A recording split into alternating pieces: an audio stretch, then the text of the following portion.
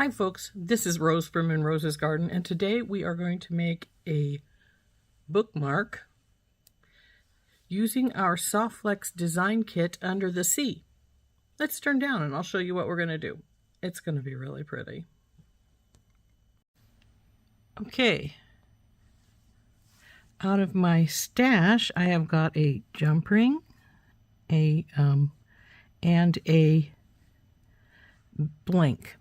Now I also got a couple of the crimp tubes out of my stash because the crimp tubes in the kit were silver and we're working with gold.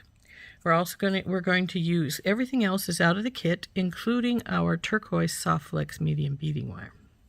So we're going to cut off a little bit of the SoftFlex, not too much because it only is going to be as long as I make mine approximately the same length or a little bit longer than the blank, but everything else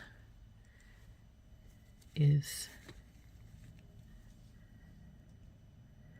so we don't really need to measure it much. We just need to compare it to more or less compare it to our blank and give us ourselves a bit extra. Anyway, that's what I do when I make them. So what we want to do is, the first thing we're going to do is put on one of the crimp tubes. And then this is going to be the bottom, this pretty little shell bead. So we'll bring it around and we'll feed this through the crimp again. Come on, baby, go down in there.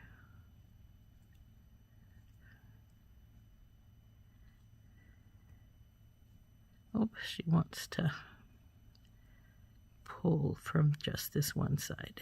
Let's see if we can get her to.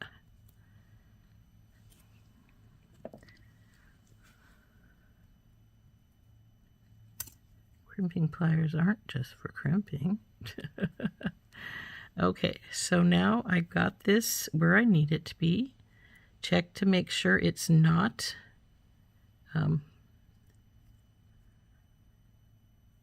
moving around in there, which it is, but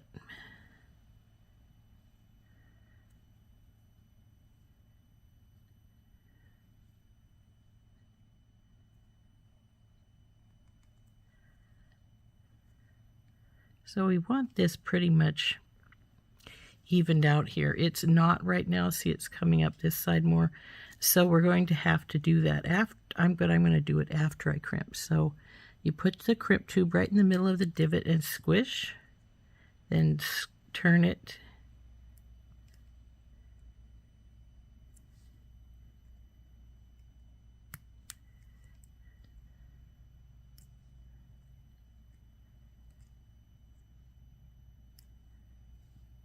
This one wants to not just stay sort of squared instead of going into its little ball. Need to convince it needs to go into its little ball. There we go. I think we got her now. So now we tug test and she seems to be fine. And now I'm going to work this a little bit so it seems to hang better. Now because I pulled on that with the pliers, I've damaged the end a little bit. So I'm going to cut that off rather than try to put it through the bead. The next thing I'm going to do is put on my beads. I'm going to start with this little blue flower here, and hopefully both strands will go through it. If not, we will have to cut it off right here at the crimp tube. And it looks like we're cutting it off at the crimp tube, but that's all right.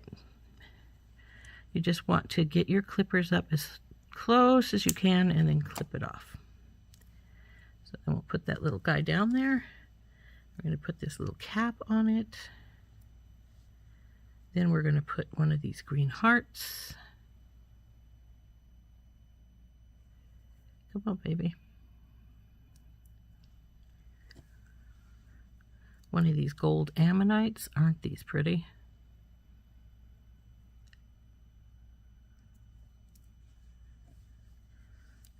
This big blue one. And then we'll reverse that order, of course, by putting on the ammonite,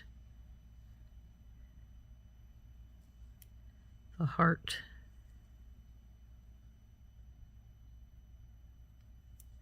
And then the little blue flower.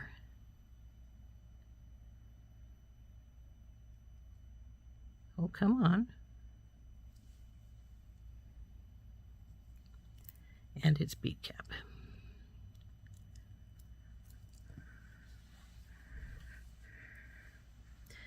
Now, since I did it that way, I'm thinking I might pull this back off and get a little gold ball spacer to put, or any kind of little gold spacer to put there. And actually, I have one right beside me here, so I will just use it.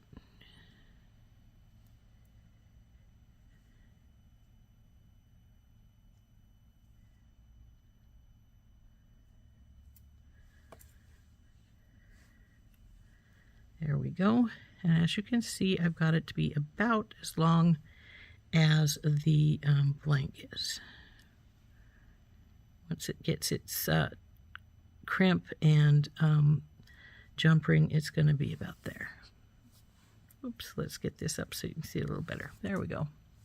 So let's get this crimped.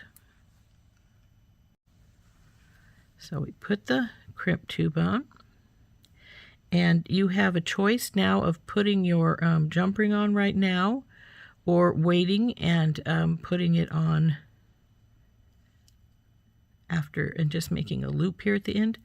Remember, these wouldn't go through, so we need to just bring it straight up to the guy here. So there we go. Now we'll get our crimping pliers out and crimp that.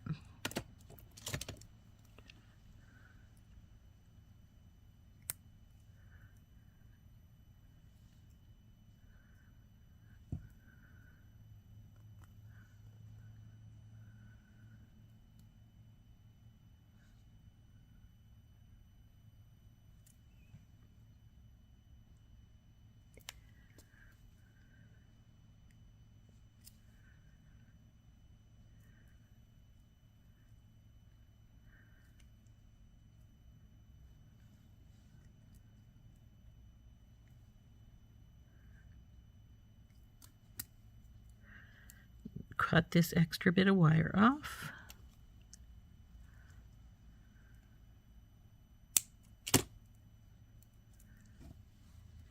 Now the next step is simply to hook it onto our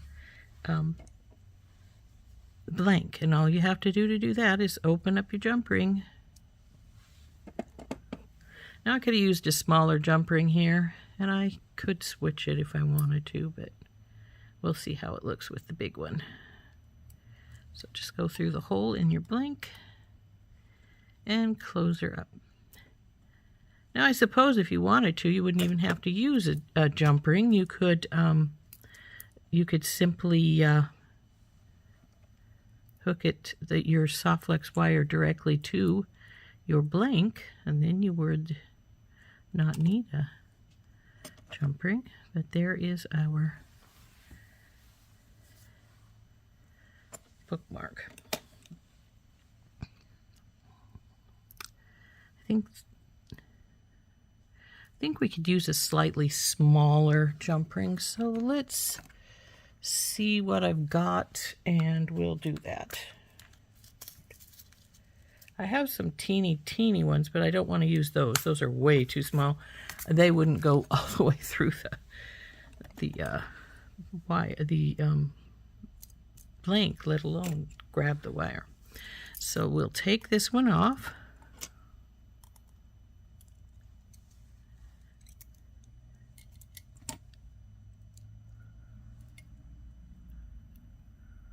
Come on, baby, come off. All the way, go off the wire too. And see, it should be big enough. It's not big, but it should be big enough to go through both the wire and our blank. So let's check that out. There we are through the wire. And the blank. Yeah, it's plenty.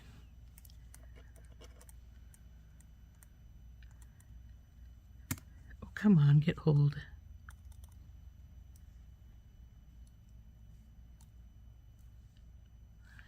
Now Now the jump ring did not close perfectly. See, it's got a divotty spot there.